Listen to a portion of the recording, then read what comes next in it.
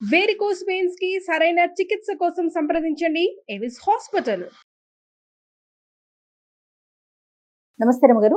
నమస్తే జయ. రమగారు, మనకి మార్గశిర మాసంలోకి వెళ్ళబోతున్నాము. ఇందులోనే ధనుర్మాసం కూడా ఉంది. ఈ మాసం యొక్క విశిష్టత. కార్తీకం వెళ్ళంగానే మార్గశిర శుద్ధ పాడ్యమితోటి మార్గశీర్షం మొదలవుతుంది. పురుషోత్తమ మాసంగా చెప్పబడుతుంది ఇది మార్గశిరం. భగవంతుడైన శ్రీకృష్ణుడు భగవద్గీతలో చెప్పాడు, మాసానం మార్గశీర్షోహం అని. నేను మార్గశీర్షాన్ని మాసాలలో అత్యద్భుతమైన మాసం పురుషోత్తమ మాసం అని చెప్తారు. ఇది పురుషోత్తమ మాసంగా ఎందుకు చెప్పబడింది అని చెప్పుకోవాలి. మొదట దీంట్లో ఈ మొదటి రోజునే పోలిపాడ్యమితో పూజ చేసుకుంటాం మనం. అవును, పోలిపాడ్యం అంటే ఆ రోజున పోలాలు అమావాస్య, మన పోలమ్మ అనే అమ్మాయి స్వర్గారోహణ చెందటం, విష్ణు సాయుధ్యాన్ని పొందిన కథని చెప్తాం. తర్వాత ఒక వారం రోజులు, 6 రోజులు, 10 రోజులు కూడా గడిచాక 15-16 తారీఖుల్లో మనకి ధను సంక్రమణం చెందుతుంది. సాధారణంగా మనకి లెక్కలు, మన నెలలు ఎలా మారుతాయి? చంద్రకళలతోటి నెలలు మారుతాయి. మనకి చాంద్రమానం ప్రకారం సౌరమానం కూడా మనం చేస్తాం ఒకటి, కానీ ఆ సౌరమానం లెక్క ప్రతిరోజు ప్రతి నెల మనకు ఉండదు. చంద్రుడితోటే మన నడక ప్రతి నెల చంద్రుడితోటే మారుతుంది. చంద్రుడు ఏ నక్షత్రంతో కూడి ఉంటాడో ఆ నక్షత్రపు పేరునే ఈ నెలలకి ఇవ్వడం మనకు అలవాటు. చిత్తా నక్షత్రంతో కలిసినప్పుడు చైత్రము, చైత్రం తర్వాత విశాఖ నక్షత్రంతో కలిసినప్పుడు వైశాఖము, జ్యేష్ఠతో కలిసినప్పుడు జ్యేష్ఠ మాసము. ఇట్లా లైన్. ఓకే. ఈ పూర్వాషాఢ ఉత్తరాషాఢ ఉన్నాయి కదా, పూర్వాషాఢతో కలిసినప్పుడు ఆషాఢ మాసము, తర్వాత శ్రవణంతో కలిసినప్పుడు శ్రావణము. ఇట్లా అయితే ఇలా వెళ్ళినప్పుడు ఈ లెక్కల్లో మనం మాసాలని అనుసరిస్తూ శ్రావణము, భాద్రపదము, ఆశ్వీజ, కార్తీక మాసాలు జరుపుకున్నాం. కార్తీకంలో ఆ విశేషమైన విష్ణు సేవ, శివ కైంకర్యాలు జరుపుకున్నాం. శివ ప్రీత్యర్థమే ఎన్నో దీపాలు పెట్టాం. ఇక్కడి నుంచి తీవ్రమైన చలి మొదలయ్యే కాలంలోకి వస్తున్నాం మనం. ఇది నా మార్గశిరంతో మొదలవుతుంది. అయితే ఈ మార్గశిరంలో ఒక 15 రోజులు గడిచాక ఇంచుమించు పౌర్ణమికి అటు ఇటుగా సూర్య సంక్రమణం చెందుతాడు. సూర్యుడు ఇప్పుడు చంద్రుడు ఏం చేస్తాడు? ఆయన కళలు పెరిగినప్పుడు తిథులు పెరిగి, కళలు తగ్గినప్పుడు మళ్ళీ తిథులు తగ్గి అదే పేర్లతోటి వస్తాయి. ఎట్లా? పాడ్యమి, విద్యా, తదియా, చవితి, పంచమి, షష్ఠి, సప్తమి, అష్టమి, నవమి, దశమి, ఏకాదశి, ద్వాదశి, త్రయోదశి, చతుర్దశి, పౌర్ణమి. మళ్ళీ అక్కడి నుంచి పాడ్యమి, కృష్ణ పాడ్యమి అనమాట. శుక్లమాస పక్షము, కృష్ణపక్షం. అయితే ఈ నడకలోనే సూర్యచంద్రులు, భూమి ముగ్గురు నడుస్తారు కదా. ఈ నడకలో సూర్యుడి నడక ఇంకొకటి ఉన్నది.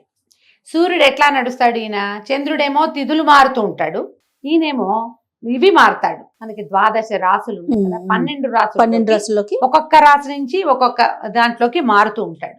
ఈ సూర్యుడు మారే క్రమాన్ని సంక్రమణం అంటారు. సంక్రాంతి, రవి సంక్రాంతి అని చెప్తారు.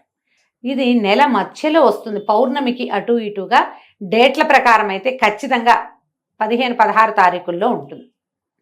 14, 15, 16 అంతే. ఈ 3 డేట్లలోనే పైకి కిందకి అవుతుంది, కానీ ఇంచుమించుగా 15వ తేదీలాగానే మనకు కనిపిస్తుంది.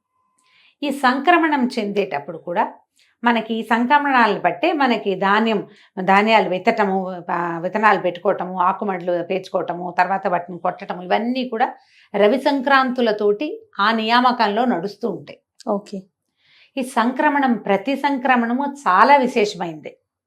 తులా సంక్రమణంలో ఉన్నప్పుడు కార్తీకం నడుస్తుంది, ఇది నడుస్తూ ఉంటుంది. ఇంకో సంక్రమణం కూడా అయ్యాక ఇప్పుడు ధను సంక్రమణం అంటారు దీన్ని. ధనురాశిలోకి మారతాడు సూర్యుడు. దాని తర్వాత ఏమిటి? దాని తర్వాత వచ్చే సంక్రమణము మకర సంక్రమణం. మనం సంక్రాంతి పండగ చేసుకుంటాం. ప్రతి సంక్రాంతి, ప్రతి రవి సంక్రాంతి కూడా పర్వదినమే. ఈ పర్వదినాల్లో ఏం చేస్తారు? అందరూ చెయ్యరు వాటిని, కానీ సంక్రాంతుల్లో పెద్దలకి మనం నీరు వదలటం అనేది, తర్పణాలు విడవటం అనేది ఒక పురాతనమైన పద్ధతి. ఇప్పుడు మనం ఏం చేస్తాము? ఏవో తద్దినాలని వాళ్ళ తిథి వచ్చిన రోజున, తర్వాత ఏమో సంక్రాంతి నాడు పెద్దలకు పెట్టుకుంటామని సంక్రాంతి నాడు పెడతారు. మహాలయ పక్షంలో పెడతారు. మహాలయ అమావాస్యకి తద్దినం పెడతారు లేదా తర్పణాలు విడుస్తారు, ఇంతే చేస్తారు. సంక్రమణాల్లో తర్పణం విడవటం అనేది ఒక విశేషమైన క్రియగా, పురాతనమైన పద్ధతిగా చెప్తారు. ఈ మొత్తం 12 సంక్రాంతుల్లో అత్యంత విశిష్టమైనది మకర సంక్రాంతి. ఎందుకంటే మనకు అప్పటికి సూర్యుడు నడక మార్చుకునే లక్షణం కూడా వస్తుంది అప్పటికి. ఓకే. దానికి ఒక సంక్రమణానికి ముందు జరిగేదే ఈ ధను సంక్రమణం, మార్గశిరంలో వస్తుంది. అంటే ఇప్పుడు చూడు, మకర సంక్రాంతి జరిగిన రోజున ఏం చెప్తాం మనం? ఉత్తరాయణ పుణ్యకాలం వస్తుంది. అవును. దేవతలు లేస్తారు, మెలకు వస్తుంది వాళ్ళకి. దేవతల మెలకువకి ఒక నెల రోజుల ముందంటే మన మెలకువకి ముందు ఏముంటుంది, తెల్లవారుజాము ఉంటుంది. అంతేగా, అంతేగా, మనకి ఉషోదయానికి ముందుండేది తెల్లవారుజాము. తెల్లవారుజామే. అంతే. ఇప్పుడు కూడా ఈ మకర సంక్రమణం దేవతల తెల్లవారైతే తెల్లవారు యొక్క జామ్ ఏది, దాని ముందు భాగం ఈ ధను సంక్రమణం. అందుకని ధను సంక్రమణాన్ని కూడా చాలా విశేషంగా జరుపుకునే పద్ధతి తెలుగునాట బాగా కనపడుతుంది. సౌత్ ఇండియాలో అంతా కూడా చేస్తారు, కనపడుతుంది బాగా. మనం ఈ ధను సంక్రమణం చెందగానే ఏం చేస్తాము, అందరూ చేసేది వాకిళ్లలో పీట ముగ్గులు వేయటం మొదలు పెడతారు, గీతల ముగ్గులు వేస్తారు. అవును. ఈ గీతల ముగ్గులు ఇప్పుడు ధను సంక్రమణానికి మొదలుపెట్టి నెలగంటు పెట్టడం, నెలపట్టు పట్టడం అని చెప్తారు. ఈ నెలపట్టు నెలగంటులో ఇంచుమించు శూన్యం, ఏమి ముహూర్తాలు ఉండవు, పూజా విధానమే ఉంటుంది. అందరూ చేసే ప్రాకృతికమైన పూజ ఏంటంటే వాకిళ్ళు ఉడిచి ముగ్గేసుకోవడం, తెల్లవారుసామని ముగ్గేసేయటం. అందరి వాకిళ్లలోనూ పేడకళ్ళాపులు, ముగ్గులు. ఇది నియమంగా కనబడుతుంది. తెలుగునాట గొబ్బిళ్ళు కనిపిస్తాయి. ఆవు పేడతోటి గొబ్బిళ్ళు చేసి తల్లి గొబ్బెమ్మ, పిల్ల గొబ్బెమ్మ, చుట్టూ తైవి, కృష్ణుడు, గోపికలు, గొబ్బెమ్మ గోపెమ్మ, చూడు ఎంత దగ్గరగా ఉందో. తల్లి పిల్ల చేసి దాని మీద చక్కగా ముగ్గేసి పసుపు బొట్టు పెట్టి బంతి పువ్వులు కానీ గుమ్మడి పువ్వులు కానీ గుచ్చి పొద్దున్నే అలంకారం చేస్తాం వాకిలికి. విష్ణు సంచారం కోసం చేయబడేది ఇది. అయితే ఈ 30 రోజులు మనకి 30 days పడుతుంది. ఈ సంక్రమణం నుంచి మకర సంక్రమణం దాకా 29 లేదా 30 రోజులు పడతాయి. ఈ 30 రోజులు కూడా అద్భుతమైన విష్ణు ఆరాధన జరిగే కాలం ఇది. ఈ 30 రోజుల్లో మనకి శ్రీరంగంలోను ప్రతి విష్ణు ఆలయంలోనూ తిరుప్పావై సేవను జరుపుతారు. ధనుస్సుని, ఈ ధను సంక్రమణం ధనుస్సు లేదా మార్గళి అంటారు. ఈ మార్గళి సేవాకాలం జరుపుతారు. మామూలుగా మనకి తెల్లవారుజామున సేవాకాలం జరిపే ఇంకా ఏ కాలము లేదు. కార్తీకంలో మనం ఏం చేసాం, మనమే స్నానం చేసి దీపం పెట్టుకుని పూజ మెల్లిగా చేసుకోవచ్చు, తెల్లవారుజామునే చేయాలన్న నియమం లేదు. కానీ ఇప్పుడు మాత్రం విష్ణు పూజ తెల్లవారుజామునే చేస్తారు. ఈ విష్ణు చిత్తుల యొక్క కుమార్తె అయిన గోదాదేవి పాడిన 30 పాసురాలని రోజుకొక పాసురాన్ని పాడుతూ రంగనాథ స్వామికి మేల్కొల్పులు చెప్తూ, విష్ణుమూర్తికి మేల్కొల్పులు చెప్తూ ఆయన్ని లేవదీసి సకలోపచారాలు చేసి పూజిస్తారు. ఇది సార్వజనీనంగా అందరూ చేసుకునేది కాదు.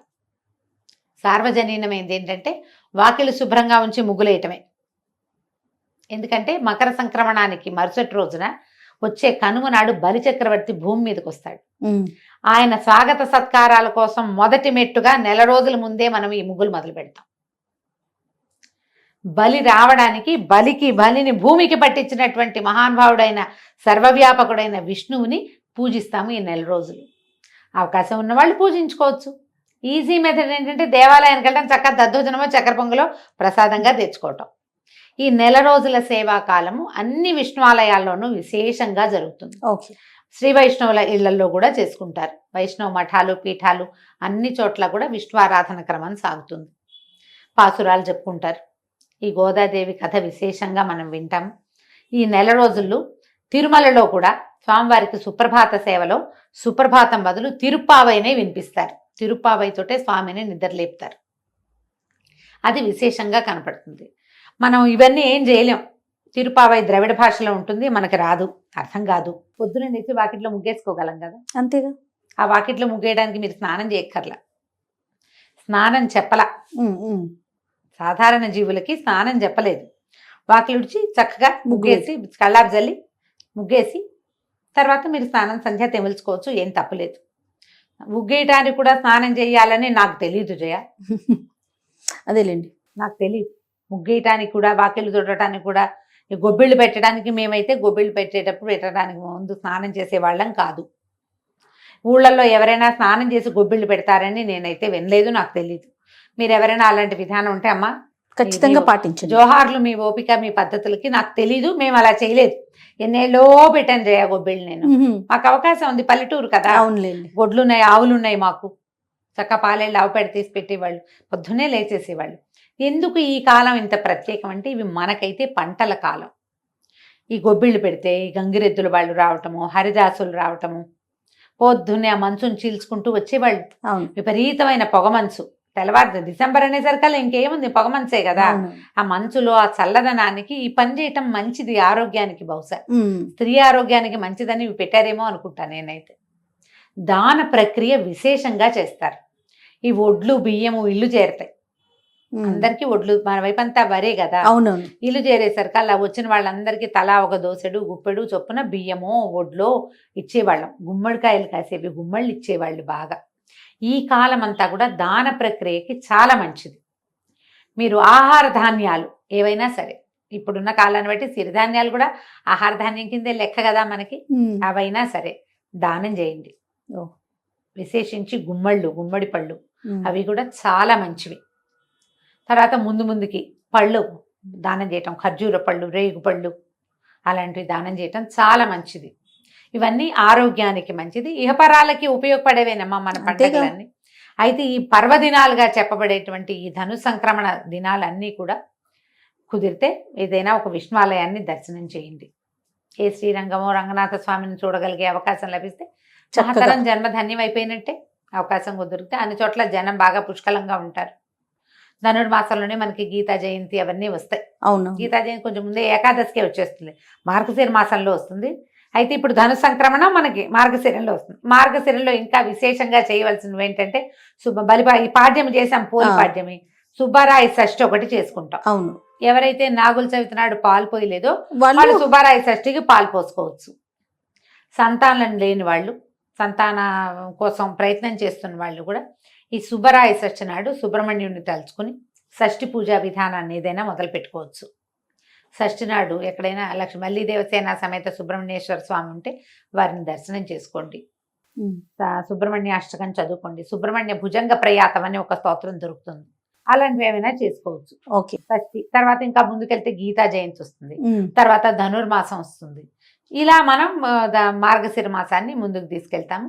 మీ అవకాశాన్ని బట్టి ఎంత చేయగలిగితే అంత చేసుకోవటమే. తప్పకుండా రమ్మగారు. నమస్తే. నమస్తే జయ.